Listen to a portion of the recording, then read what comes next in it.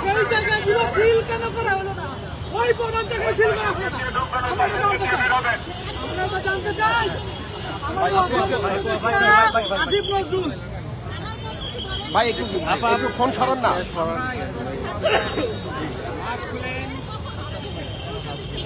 ভাই আটকাই দিলে হয়, একটু আমাকেও দেন। এদিকে একটু ঘুরেন।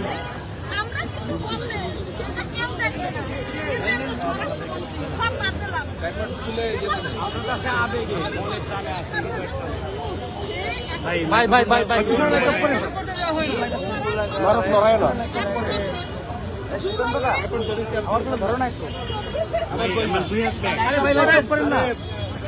ভাই একটু নামান।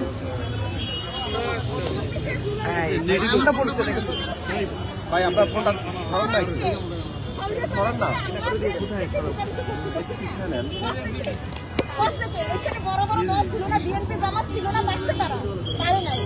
এটা সম্পূর্ণ ভাই ভাই ভাই ভাই একটা সামনে দিচ্ছে। কিন্তু এই বর্তমান সরকার এই বর্তমান যে ছাত্রদের কি নিরাপদ আছে? আসিফ নজরুল তখন ছাত্রদের সাথে ছিল, কিন্তু উনি যেদিন ক্ষমতা দখল করছে আরেকজন উনি বিক্রি হয়ে গেছে। এটা সত্য কথা। উনি প্রত্যেকটা ছাত্রের হাত ছেড়ে দিচ্ছে। আজকে যে এই আসছে হাবিব সাহেবকে মারছে, এখন এইখানে কেন এত পুলিশ? এই পুলিশগুলো কোথায় ছিল? কোথায় ছিল এই পুলিশ? আজকে কেন এত প্রোটোকল? কেন প্রোটোকল? এত প্রোটোকল? এখন প্রোটোকল কেন? কেন পারে নাই বর্তমান সরকার? অন্তর্বর্তীকালীন সরকার কেন পারে নাই ছাত্রদের নিরাপত্তা দিতে? কেন পারে নাই? তাদের মতো একটা মানে বীর সৈনিক কেন অকালে ভাই ভাই ভাই ভাই কেন চলে যাবে? এই সারা বাংলাদেশে তো হাজারবার বিক্রি করে, তাহলে হাজিরে পাবো আমরা? কখনোই পাবো না। সবচেয়ে গুলি করছে বাবা, গুলি করার সাথে সাথে তো এই অপরাধী ধানবাদটাই পালাইছে। কেন স্বরাষ্ট্রমন্ত্রী ঘোষণা দেয় নাই সাথে সাথে? বা ডক্টর ইউনূস সাহেব, চৌধুরী, আসিফ নজরুল কেন বলে নাই যে বাংলাদেশের সব জায়গায় বর্ডার গার্ডের একটা লোক যেন কোথাও পালাইতে পারে না? তারা যদি 10 মিনিটের মধ্যে তাদের কাছ থেকে এইটা করে না, আমার তো সন্দেহ হয় যে এই যে 2 মাস বসে নাকি এইটার ভাই মোবাইলদের জ্বালায় তো অস্থির হয়ে গেল। আপা একটু পরিচয় বলবেন আপনার। ভাই আপনার সামনে আসুন। আমি কিচ্ছু করি না। আপা ভাই এক মিনিট ভাই। আমি রাজনীতি বুঝি না। আমি বুঝি আমাদের এই যে বাংলাদেশ নতুন করে তো 24 স্বাধীন হয়েছে জুলাইয়ে। আচ্ছা, হাদি সাহেব মারা যাওয়ার আগে তিনি বেশ কিছু গণমাধ্যমে সাক্ষাৎকার দিয়েছেন, তার যদি কিছু হয়ে যায়, তার যে 10 মাস সন্তান রয়েছে। আপা একটু আপনার পরিচয়টা বলবেন। ভাই একটা প্রশ্ন, ভাই একটা প্রশ্ন আচ্ছা বলেন। 10 মাসের সন্তান আমরা একটাই দাবি সাধারণ মানুষ হিসেবে, তার সন্তানদের দেখার জন্য ওই আল্লাহ আছে। আজ আল্লাহর কাছে নিয়ে গেছে, আজ তো আল্লাহর কাছে নিয়ে গেছে। আপনি আমি সকলের রিজিকের মালিক আল্লাহ। অন্তর্বর্তী সরকারের কাছে আমার একটাই দাবি, হাদির খুনিদের অতি বিলম্বে বিচার চাই আমরা। এবং ওই যে 2 দিন পর ধরে নিয়ে আসবে এই যে শিশির মনিরেরও আইনের আওতায় আনা উচিত। কেন জানেন? ওনাদের মতো একজন লোভী, এখন আমি ওনারা ফ্যাসিস্ট বলবো। কেন বলবো? যে ছাত্ররা ওনাদেরকে মুক্তি করছে, বুঝছেই তারা নিজেদের চরিত্রটা পরিবর্তন করে ফেলেছে। বুঝছেন? শিশির মনির উনি কিভাবে এত বড় একটা অপরাধীর হিসেবে জামিন আপা একটু পরিচয় দিবেন আপনার। আচ্ছা আপু একটু জানবো যে এই যে হ্যাঁ, সাধারণ মানুষ গৃহিণী, আমি কোনো রাজনীতি করি না, রাজনীতি বুঝিও না। বুঝছেন? ওকে আচ্ছা শিশির মনিরেরও আইনের আওতায় আনা উচিত। ভাই একটু সাইড দেন।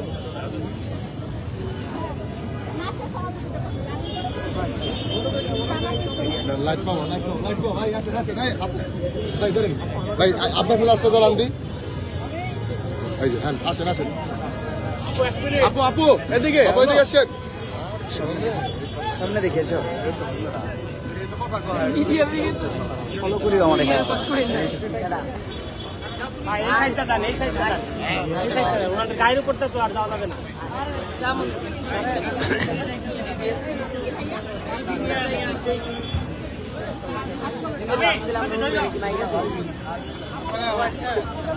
তুই সাইডটা লান, ওনাদের গায়ের উপর তো আর যাওয়া যাবে না। এদিকে কোথায় যাবেন?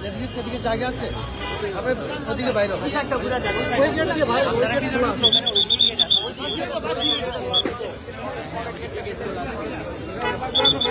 ঠিক এই মুহূর্তে আমরা অবস্থান করছি রাজধানীর জাতীয়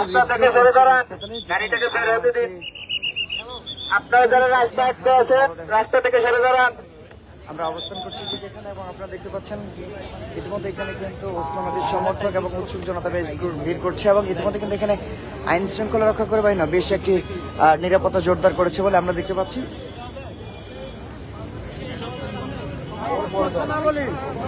কেউ কথা বলেন না।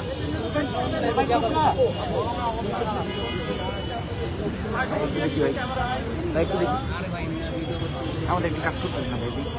ভাই একটু জান না ভাই। ভাইজান একটু দেখি, ভাইজান একটু।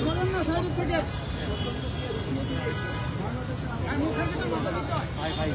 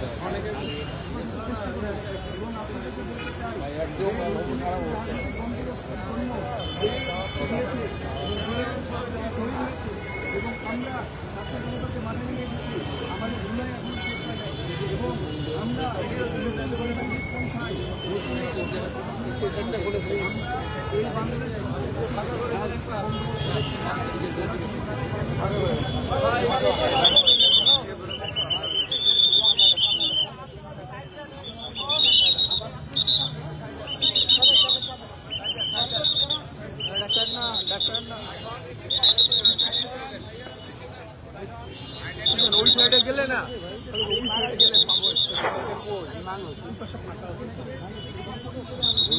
আপনারা রাস্তা ছাড়েন, গাড়ি বের হবে, আপনারা রাস্তা ছাড়েন। রাস্তা ছাড়েন, রাস্তা ছাড়েন, গাড়িটা বের দেন।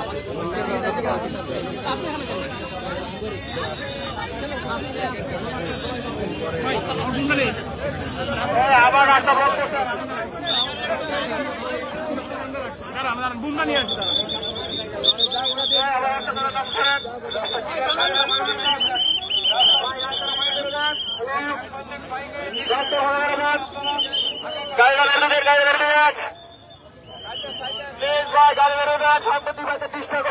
আপনারা একটা রাস্তাটা ছেড়ে দেন, প্লিজ ভাই, রাস্তাটা ছেড়ে দেন, গাড়িটা বেরোতে দেন,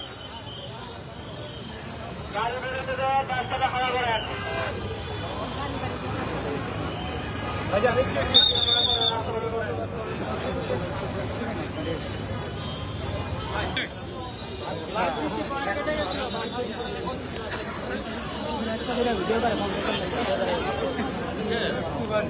আমি বলছি যে আপনার